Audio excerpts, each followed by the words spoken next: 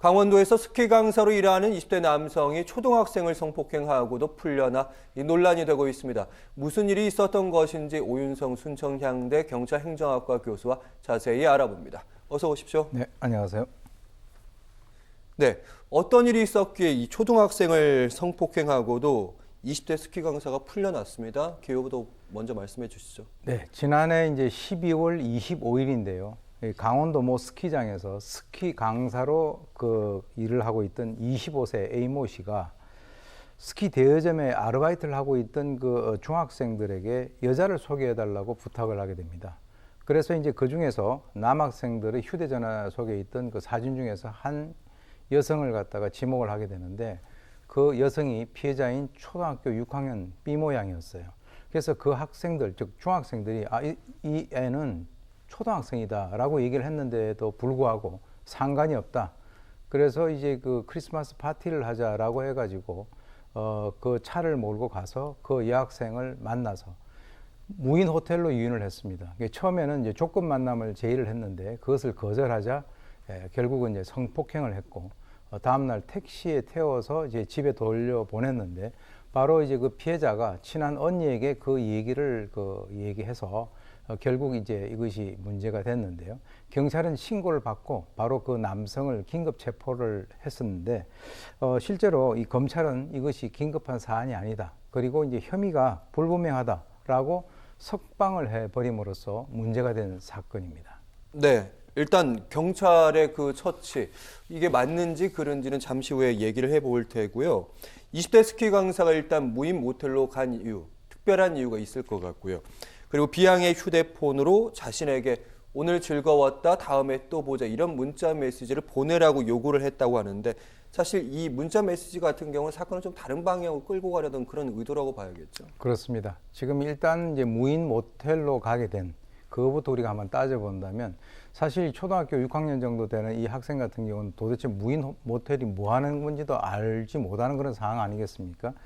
근데 이제 만약에 사람이 주인이 있는 그런 그 숙박업소 같은 데를 가게 되면 이 그 피해자가 초등학생이기 때문에 아마 그 입장을 하는 데 있어서 여러 가지 어떤 제지를 받는다든가 할 수가 있는데 무인 모텔이라고 하는 것은 그야말로 주인이 상주를 하지 않고 본인이 들어가서 이제 자기가 가지고 있는 카드로 결제를 한다든가 하는 그런 사안이니까 들어가는 것을 이제 용이하게 하려고 생각을 했었던 것 같고요.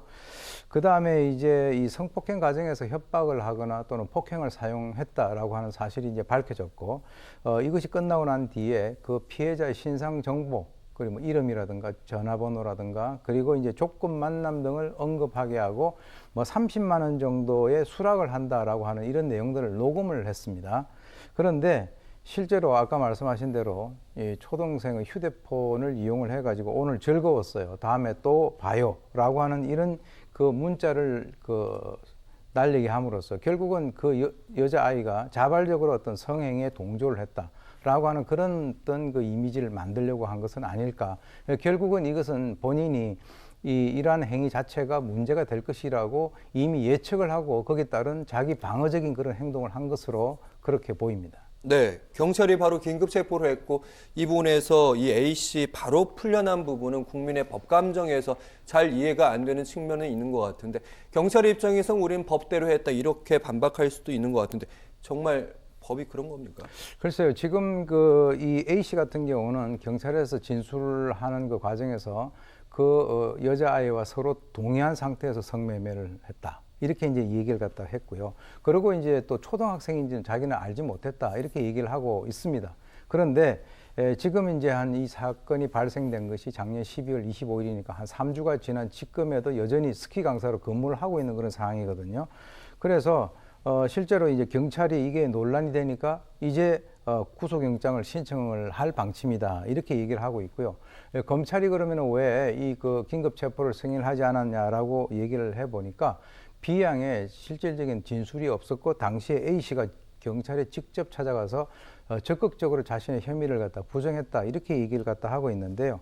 글쎄요, 이건 상당히 뒷맛이 그렇게 씁쓸한 그런 느낌이 듭니다. 네, 이제라도 20대 스키 강사 일단 초등생과 본인의 주장이 어떻든 간에 성폭행을 하게 됐다면 분명히 여러 가지 처벌들이 있을 텐데 구속영장이 청구된다면 구속 여부 어떻게 좀 판단하십니까?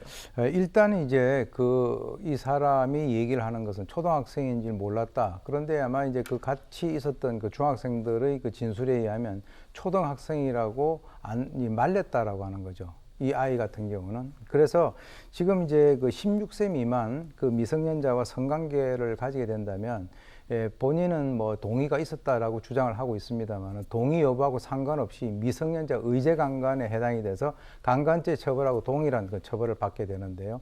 이 그 미성년자 의제 강간이라고 하는 것은 이 성교 동의 연령에 이르지 않는 사람과의 어떤 그 성적인 행위를 하게 된다면 그 동의 여부와 상관없이 그것을 강간으로 간주해서 처벌을 하는 것으로 실제로 이것이 그 어떤 이제 강간죄로 처벌받을 수 있는 확률이 굉장히 높게 보이고요.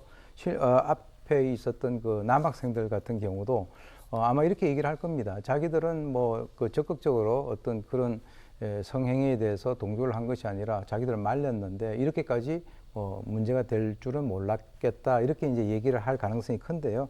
중요한 것은 뭐 남학생들 같은 경우는 같이 그 가담을 하지 않았다든지 또는 뭐 돈을 받은 여부 이런 것들에 대해서 경찰에서 추가적으로 수사를 진행을 할 것으로 그렇게 보입니다.